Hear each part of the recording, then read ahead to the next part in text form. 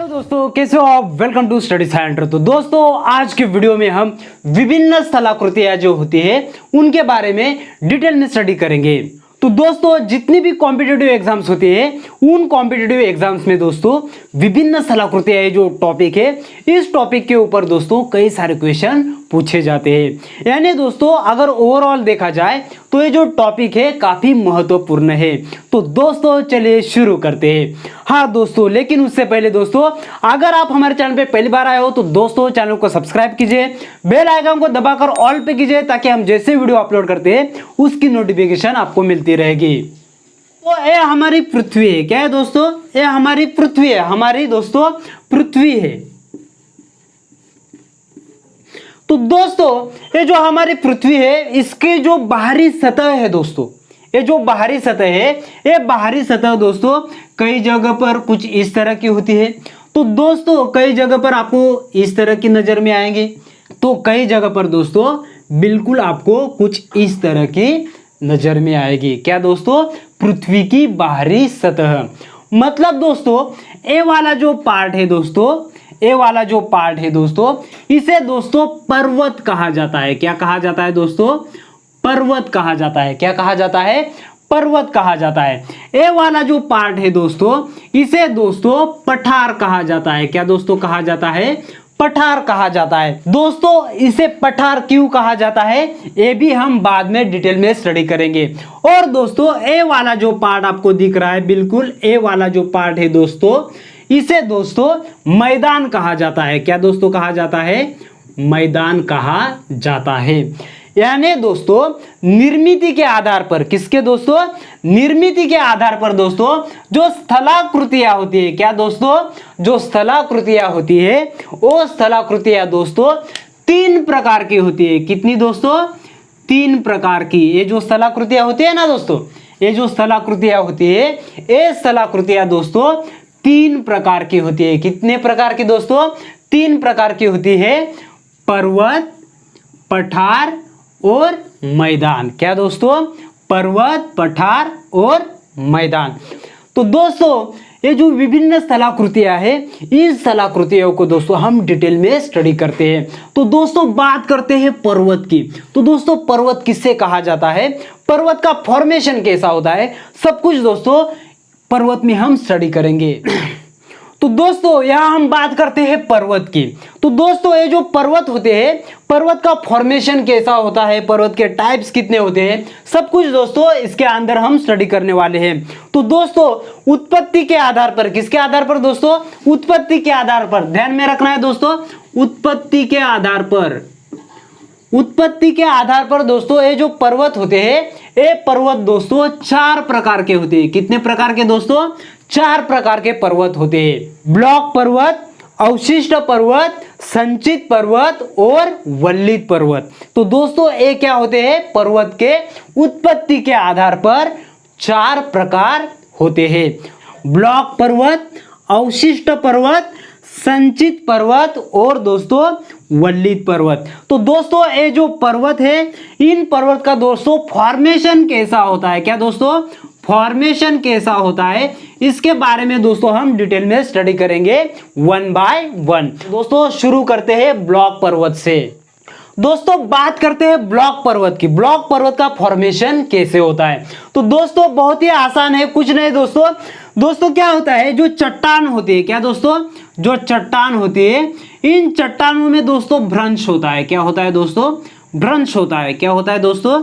इन चट्टानों में दोस्तों भ्रंश होता है। तो दोस्तों ये जो चट्टान होती है ना इन चट्टानों में दोस्तों भ्रंश होता है। ध्यान में रखना दोस्तों, क्या होता है? भ्रंश होता है। तो ये जो चट्टान होती है ना दोस्तों इन चट्टानों में दोस्तों भ्रंश होता है। तो दोस्तों अभी क्या होता है देखो, तो क्या होता है दोस्तों ये जो भ्रंश होता है ये भ्रंश दोस्तों क्या होता है? धंस जाता है। क्या होता है दोस्तों? ये भ्रंश धंस जाता है। इसकी वजह से दोस्तों मतलब दोस्तों मान लो दोस्तों यहाँ क्या है दोस्तों, यहाँ दोस्तों भ्रंश था और ये भ्रंश दोस्तों क्या हो गया? ये भ्रंश दोस्तों धंस गया। राइट दोस्तों, यहाँ भी दोस्तों क्या था? भ्रंश था और वो भ्रंश क्या हो गया दोस्तों? नीचे धंस गया। यानी दोस्तों यहाँ से दोस्तों क्या हो गया? नीचे धंस गया। तो तो दोस्तों ये भ्रंश धस जाने की वजह से दोस्तों क्या होता है, ये जो पार्ट होते हैं अगल बगल के दोस्तों जो पार्ट होते हैं, ये दोस्तों पार्ट कैसे होते हैं, ऊंचे उठे प्रेरित होते हैं। कैसे दोस्तों, ऊंचे उठे प्रेरित होते हैं। मतलब दोस्तों इस प्रकार दोस्तों ब्लॉक पर्वत का क्या होता है दोस्तों, फॉर्मेशन होता है। मतलब दोस्तों बहुत आसान है दोस्तों, ये जो चट्टान होती है इन चट्टानों में दोस्तों क्या होता है, भ्रंश फंसा होता है, और ये जो भ्रंश होता है ये भ्रंश दोस्तों धस जाता है। धस जाने की वजह से ये जो अगल बगल के पार्ट होते हैं दोस्तों, ये दोस्तों क्या होते हैं, ऊंचे उठे प्रेरित होते हैं, और इससे दोस्तों ब्लॉक पर्वत का दोस्तों क्या होता है, फॉर्मेशन होता है। तो ये बात आपको ध्यान में रखनी है दोस्तों। अगर एग्जाम्पल की बात करें तो ब्लैक फॉरेस्ट ये जो जर्मनी में स्थित पर्वत है, और पाकिस्तान में जो सॉल्ट रेंज ये जो पर्वत है, ये पर्वत दोस्तों ब्लॉक पर्वत के एग्जाम्पल है। क्या है दोस्तों, ब्लॉक पर्वत के एग्जाम्पल है। तो बहुत ही आसान है दोस्तों, ब्लॉक पर्वत का फॉर्मेशन कैसा होता है और उसके जो एग्जाम्पल्स है, ये एग्जाम्पल्स दोस्तों आपको ध्यान में रखना है। कौन से दोस्तों, black forest and salt range, ये दोनों पर्वत दोस्तों ब्लॉक पर्वत के एग्जाम्पल है। देन दोस्तों हम बात करते हैं अवशिष्ट पर्वत। अवशिष्ट पर्वत का फॉर्मेशन कैसे होता है। तो दोस्तों अवशिष्ट पर्वत का फॉर्मेशन भी चट्टानों से ही होता है। तो दोस्तों जो चट्टान होती है उन चट्टानों का दोस्तों अपरदन होता है। क्या होता है दोस्तों, अपरदन होता है। तो दोस्तों इसके रिजल्टेंट दोस्तों अवशिष्ट पर्वत का फॉर्मेशन होता है। तो दोस्तों बहुत ही आसान है दोस्तों, चट्टानों का अपरदन होने के कारण दोस्तों अवशिष्ट पर्वत का फॉर्मेशन होता है। तो दोस्तों ऐसे पर्वत के अगर एग्जाम्पल की बात करें तो दोस्तों भारत में स्थित जो पर्वत है दोस्तों सतपुड़ा और नीलगिरी, ये जो पर्वत है ये पर्वत दोस्तों अवशिष्ट पर्वत के दोस्तों एग्जाम्पल है, अवशिष्ट पर्वत के उदाहरण है। तो ये बात आपको ध्यान में रखनी है। तो बहुत ही सिंपल है दोस्तों। तो दोस्तों इसमें दोस्तों आपको क्या ध्यान में रखना है, अपरदन, चट्टानों का अपरदन होने के कारण दोस्तों उसके रिजल्टेंट दोस्तों अवशिष्ट पर्वत का फॉर्मेशन होता है। बहुत ही आसान है और आपको ये ध्यान में रखना है। साथ ही साथ दोस्तों ये जो एग्जाम्पल है इन एग्जाम्पल को भी आपको ध्यान में रखना है। और ये जो दो पर्वत है सतपुड़ा और नीलगिरी, ये पर्वत भारत में स्थित पर्वत है। दोस्तों यहाँ हम बात करते हैं संचित पर्वत की। संचित पर्वत का फॉर्मेशन कैसा होता है। तो दोस्तों संचित का मतलब क्या होता है, संचित का मतलब दोस्तों होता है इकट्ठा। क्या होता है दोस्तों, इकट्ठा। तो दोस्तों संचित का मतलब होता है इकट्ठा होना। तो दोस्तों संचित पर्वत का फॉर्मेशन कैसा होता है। तो क्या होता है दोस्तों, भूपट्टल जो होता है, भूपट्टल पर दोस्तों बालू, मिट्टी, कंकर, पत्थर और लावा इनके इकट्ठा होने के कारण जो स्ट्रक्चर का फॉर्मेशन होता है उसे दोस्तों संचित पर्वत कहा जाता है। क्या कहा जाता है दोस्तों, संचित पर्वत कहा जाता है। मतलब दोस्तों भूपट्टल पर बालू, मिट्टी, कंकर, पत्थर, लावा ये इकट्ठा होते हैं। क्या होते हैं दोस्तों, इकट्ठा होते हैं, और उसके कारण दोस्तों संचित पर्वत का क्या होता है दोस्तों, फॉर्मेशन होता है। एग्जाम्पल की बात करें दोस्तों तो जो रेगिस्तान होते हैं, रेगिस्तान में दोस्तों क्या होता है, जो रेत होती है वो रेत दोस्तों क्या होता है, एक जगह पर इकट्ठा होती रहती है। क्या होता है दोस्तों, रेगिस्तान में जो रेत होती है, बालू होती है, वो दोस्तों एक जगह पर क्या होती है, इकट्ठा होती रहती है और उससे दोस्तों स्तूप का निर्माण होता है। तो दोस्तों जो रेगिस्तान में स्तूप पाए जाते हैं वो दोस्तों इसी श्रेणी में आते हैं, मतलब संचित पर्वत में ही वो आते हैं। तो ये बात आपको ध्यान में रखनी है। दोस्तों यहां हम बात करते हैं वल्लित पर्वत की। वल्लित पर्वत का फॉर्मेशन कैसे होता है। कौन से दोस्तों, वल्लित पर्वत का फॉर्मेशन कैसा होता है। तो दोस्तों पृथ्वी के आंतरिक शक्तियों के कारण जो चट्टान होती है, क्या दोस्तों, जो चट्टान होती है, ध्यान में रखना दोस्तों, जो चट्टान होती है ये चट्टान दोस्तों मुड़ जाती है। क्या होता है दोस्तों, चट्टान मुड़ जाती है। इसके कारण दोस्तों वल्लित पर्वत का दोस्तों क्या होता है, फॉर्मेशन होता है। क्या होता है, चट्टान मुड़ जाने की वजह से वल्लित पर्वत का फॉर्मेशन होता है। ये जो दोस्तों पर्वत होते हैं ये दोस्तों लहरदार पर्वत होते हैं। कैसे होते हैं, लहरदार पर्वत, मतलब कुछ इस तरह के जो पर्वत होते हैं, ये पर्वत होते हैं, लहरदार ये पर्वत होते हैं। दोस्तों अगर एग्जाम्पल की बात करें तो जो हिमालय है, ये हिमालय, आल्प्स और एंडीज, ये जो पर्वत है, ये पर्वत दोस्तों वल्लित पर्वत के दोस्तों क्या है, एग्जाम्पल है, उदाहरण है।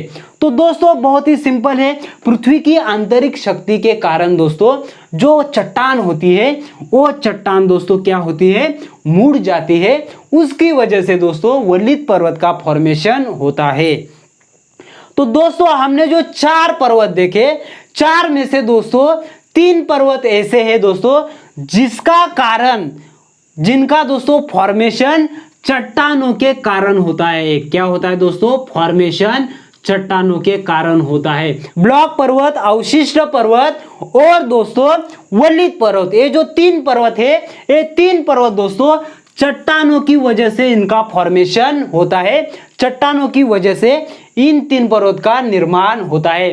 खाली दोस्तों जो संचित पर्वत है, कौन सा दोस्तों, संचित पर्वत है, इस पर्वत का दोस्तों निर्माण कैसा होता है, बालू, पत्थर, कंकर, ये क्या होते हैं, इकट्ठा होने के कारण दोस्तों संचित पर्वत का दोस्तों क्या होता है, फॉर्मेशन होता है। तो ये बात आपको ध्यान में रखनी है।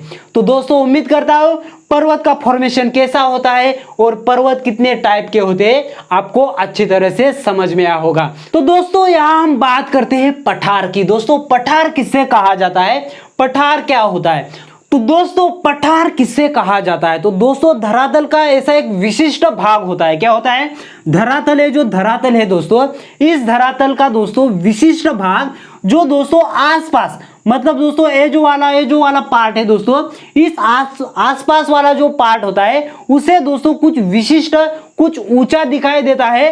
और दोस्तों जो शीर्ष भाग होता है, ये जो दोस्तों शीर्ष भाग होता है, ये शीर्ष भाग दोस्तों थोड़ा सा ऊंचा होता है और समतल होता है। कैसा होता है दोस्तों, समतल होता है। कैसा दोस्तों, समतल होता है। उसे दोस्तों पठार कहा जाता है। क्या कहा जाता है दोस्तों, पठार कहा जाता है। मतलब बहुत ही आसान है दोस्तों, धरातल का वो विशिष्ट भाग होता है जिसमें दोस्तों जो शीर्ष भाग होता है, क्या दोस्तों, जो शीर्ष भाग होता है, ये शीर्ष भाग दोस्तों कैसा होता है, समतल होता है। कैसा होता है दोस्तों, समतल होता है। शीर्ष भाग समतल होता है, शीर्ष भाग समतल होता है। उसे दोस्तों क्या कहा जाता है, पठार कहा जाता है। क्या दोस्तों कहा जाता है, पठार कहा जाता है। तो दोस्तों ये जो पठार होता है, इस पठार की दोस्तों ऊंचाई जो होती है, मतलब जो दोस्तों ऊंचाई होती है, ये ऊंचाई दोस्तों लगभग 300 से लेके लगभग दोस्तों 500 फीट तक इसकी क्या होती है दोस्तों, 500 फीट तक इसकी दोस्तों ऊंचाई होती है।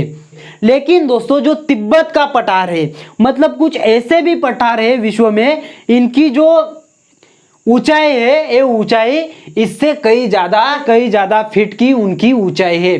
तो दोस्तों जो तिब्बत का पठार है, जो तिब्बत का पठार है, इसकी जो ऊंचाई है, ये ऊंचाई दोस्तों 16,000 फीट है। कितनी दोस्तों, 16,000 फीट तिब्बत का जो पठार है उसकी ऊंचाई है। दोस्तों यहां हम बात करते हैं मैदान की। मैदान का फॉर्मेशन कैसा होता है, मैदान किससे कहा जाता है दोस्तों, मैदान किससे कहा जाता है, तो दोस्तों 500 फीट से कम ऊंचाई वाला जो भूपृष्ठ का समतल भाग होता है उसे दोस्तों मैदान कहा जाता है। क्या दोस्तों कहा जाता है, उसे दोस्तों मैदान कहा जाता है। यानी दोस्तों भूपृष्ठ का ऐसा भाग जिसकी जो ऊंचाई होती है वो ऊंचाई 500 फीट के नीचे होती है, उसे दोस्तों मैदान कहा जाता है। लेकिन ये जो भाग होता है, ये भाग दोस्तों समतल होता है। कैसे होता है दोस्तों, समतल होता है। भूपृष्ठ के ऐसे समतल भाग को दोस्तों मैदान कहा जाता है। क्या दोस्तों कहा जाता है, मैदान कहा जाता है। तो दोस्तों ये जो मैदान होते हैं, ये मैदान दोस्तों 2 प्रकार के होते हैं। कितने प्रकार के दोस्तों, 2 प्रकार के होते हैं। अपरदनात्मक मैदान और दोस्तों निक्षेपात्मक मैदान। ये दोस्तों मैदानों के 2 प्रकार होते हैं। अपरदनात्मक मैदान का फॉर्मेशन दोस्तों कैसे होता है, तो दोस्तों नदी, पवन, इनका जो अपरदन होता है, इनकी जो अपरदन शक्ति होती है, इनके अपरदन के कारण दोस्तों अपरदनात्मक मैदान का क्या होता है दोस्तों, फॉर्मेशन होता है।